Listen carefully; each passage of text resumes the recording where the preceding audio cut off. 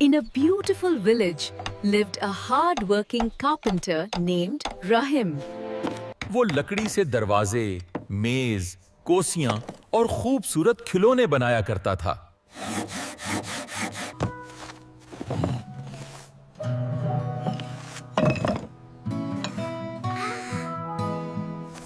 These tools, Mijo, they were your grandfather's.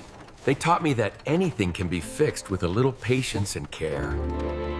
The announcements of a talent competition being held in school was made one day.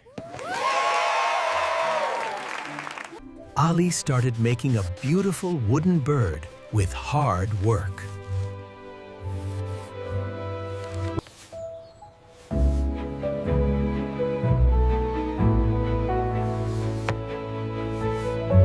School, everyone amazed seeing the skill of children and teacher Ali.